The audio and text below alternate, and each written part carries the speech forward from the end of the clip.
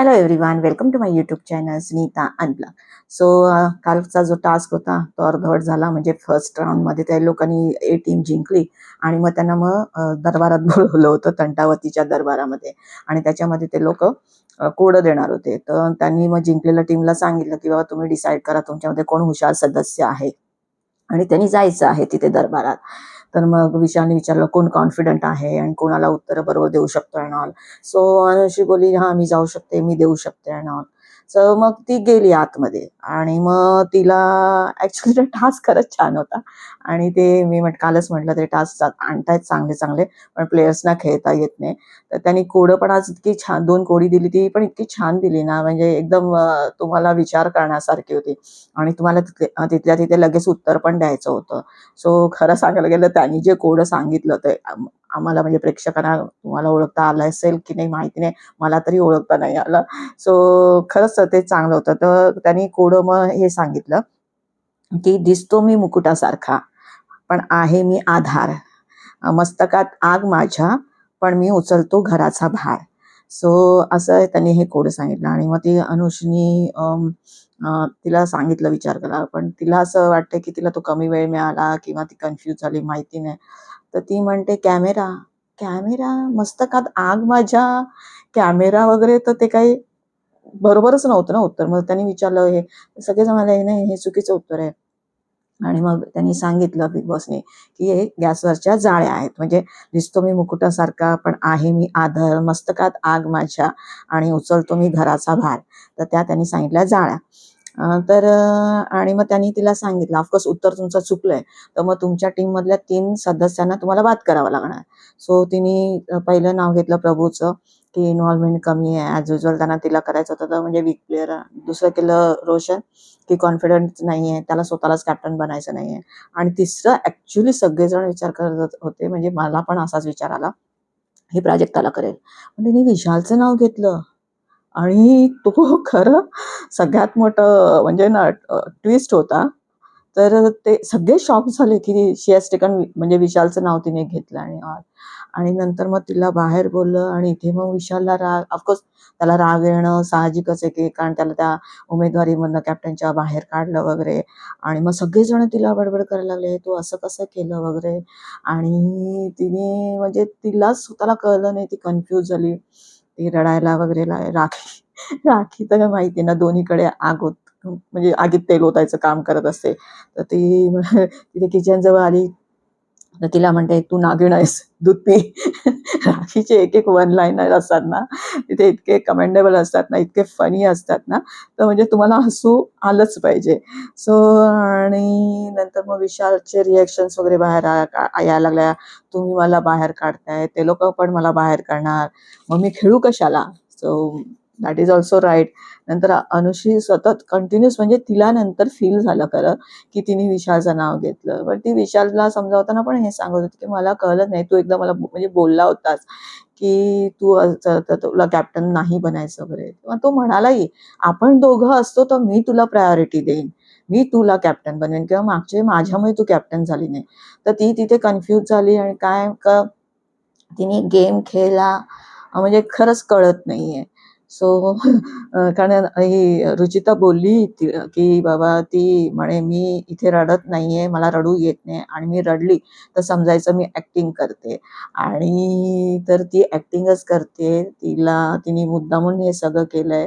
आणि तिला काटा टीममध्ये आणि वरच्या बाल्कनीवाल्यांशी चांगलं राहायचंय आणि त्यांच्या बरोबर खेळायचं वगैरे. म्हणजे सगळेजण आपापल्या हिशोबाने सगळे विचार करत होते, विचार मांडत होते. आणि ती लिटरली तिला खरंच फील झालं होतं माहिती नाही, कारण हे लोकांना स्टार्टिंगपासून असा गेम खेळताय ना, म्हणजे आता 1 महिना 1.25 महिना होऊन गेलाय. त्यामुळे ना आपण काही प्रिडिक्टच करू शकत नाही ह्यांच्याबद्दल की हे लोक गेम खेळतायत की यांचे रिअल इमोशन्स आहेत. पण ते भरपूर म्हणजे प्रमाणाच्या बाहेर रडत होती. तर थोडंसं म्हणजे रिलेट करत होतो आणि असं थोडं कन्सर्न वाटत होता की हे रडू हिचं खरंच असेल. दीपालीला का नेहमी मोठी आहे पण तिला का नेहमी चांगलं बनायचं असतं काय. या मुली तिला इतक्या बडबड करतात बोलतात तरी पण may be matured lady and all. So ती गेली तिला समजावायला आणि ती तिला समजावण्याचा प्रयत्न करत होती. आणि नंतर मग रुचिता पण तिला म्हणते आता रडून काय फायदा, आणि कोणावर विश्वास ठेवायचा आणि कोणावर नाही, काही कळत नाहीये. आणि मग ती अनुश्री तिला म्हणते, मला खरंच काही कळलं नाही, की तिथे मी आतमध्ये एकदम हे झाली वगैरे.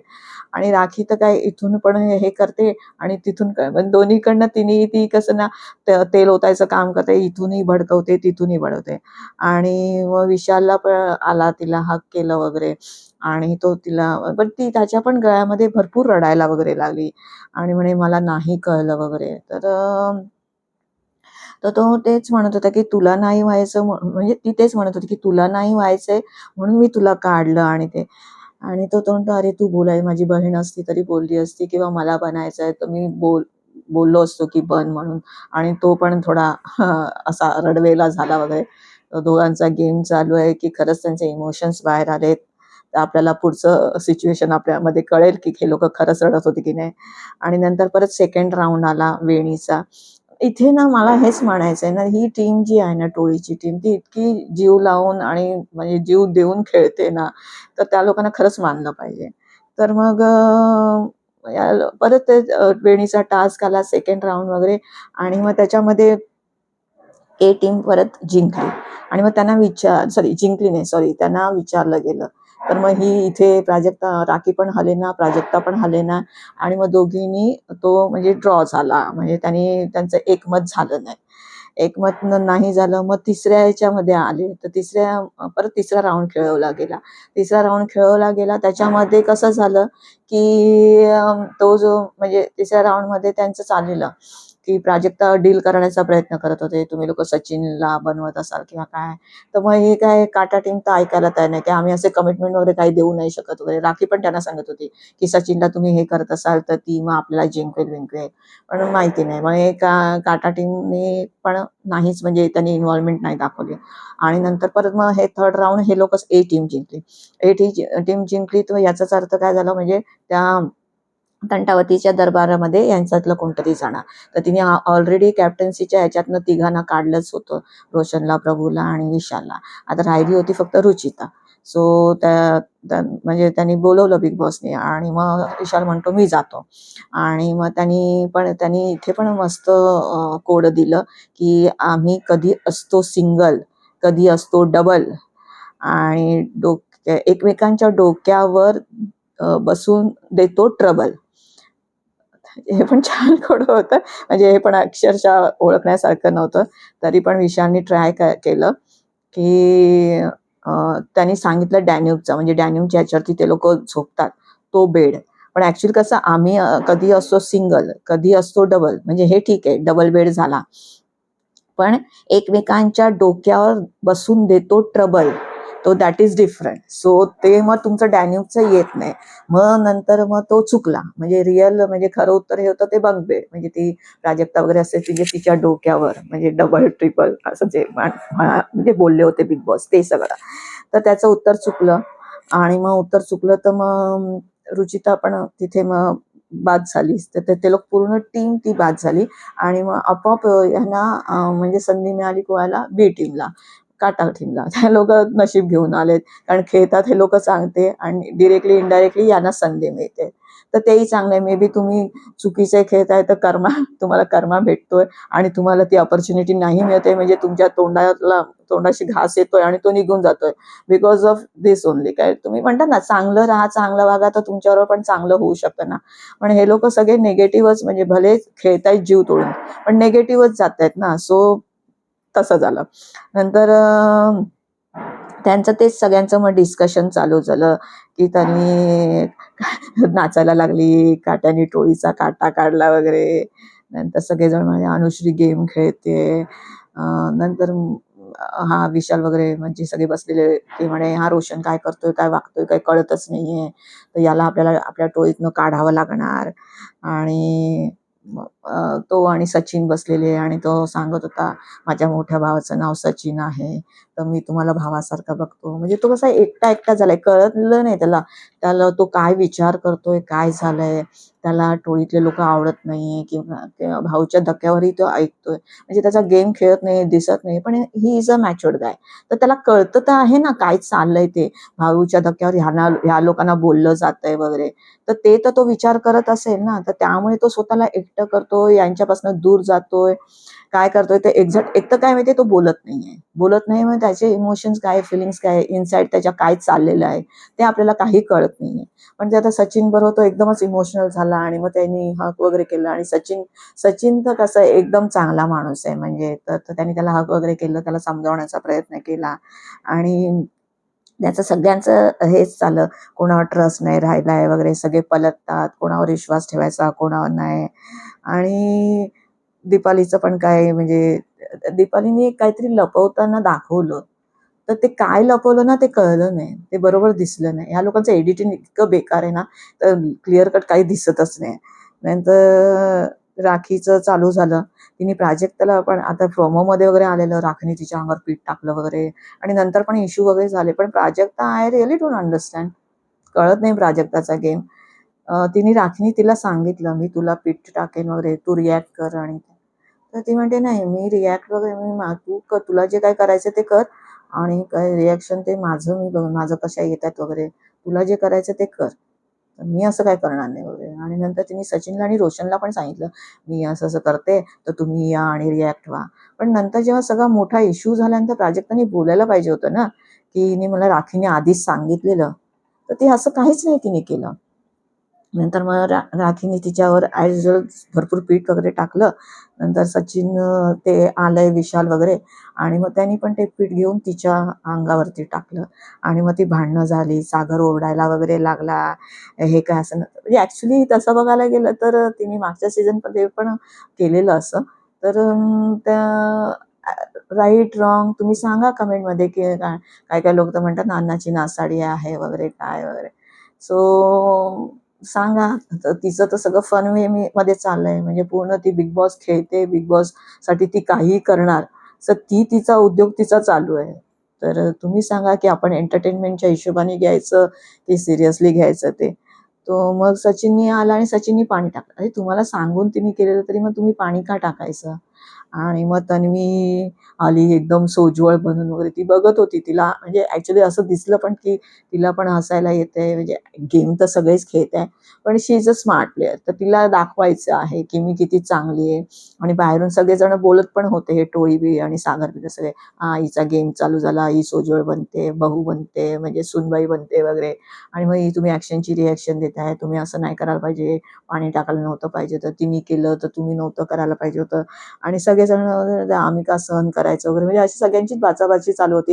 आणि त्यांना सगळ्यांना कळत होतं की तन्वी सगळा फेक गेम खेळते, म्हणजे कॅमेऱ्यासाठी करते, दाखवण्यासाठी करते.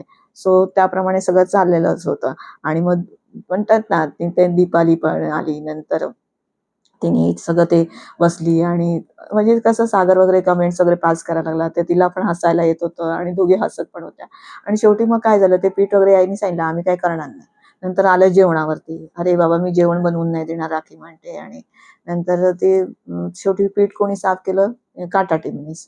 म्हणजे ते नाही, सगळं केला मॅटर तो तसा झाला. त्याही लोकांनी पण टाकला, हिने पण टाकला, आणि साफ हिनेच केलं. शेवटी त्याही लोकांनी काहीच नाही केलं. ड्युटी त्या लोकांची होती तिकडचं साफ करायची लिव्हिंगची, पण त्यांनी नाही केली, ते सगळं काटा टीमनीच केलं. आणि नंतर जेवणावरती येतलं, जेवण नाही द्यायचं, जेवण नाही द्यायचं, आणि तो त्याचा वाद भरपूर मोठा झाला. नंतर मग अनुश्री चालू झाली, भाई मी तर सगळे ड्युटीज करते, तर मी जेवण तर डिझर्व करते, मला तर जेवण पाहिजे, असं कसं तुम्ही बोलणार की जेवण नाही करणार. मग मी ठीक आहे, मी पण वॉशरूमला तुम्हाला लोकांना जाऊन नाही देणार. आणि ते सर्व वॉशरूमच्या तिथे दरवाजाजवळ सर्व खुर्ची बिर्ची घालून बसली. प्रभू तिथे बसला, तू इथे सर तिथे सर. आणि प्रभूची पण खुर्ची तिथे जवळ घेतली. आणि नंतर मग राकेश आला, अरे माझा किडनी स्टोनचा प्रॉब्लेम, मला तो वॉशरूमला जावंच लागेल वगैरे. तर ती आधी हा ना करत होती, पण तिला पण माहिती आहे की एवढे सगळे कॅमेरेज आहे, या गोष्टीसाठी तुम्ही नाही कोणाला रोखू शकत. तर तिने जाऊन तर दिलं. आणि नंतर मग सगळ्यांचं हेच चाललं होतं, की भाई जेवणाचं तुम्ही उठसूट जेवणावर कुठे येता आणि जेवण बनवायला पाहिजे, जेवणाचे काय संबंध वगैरे.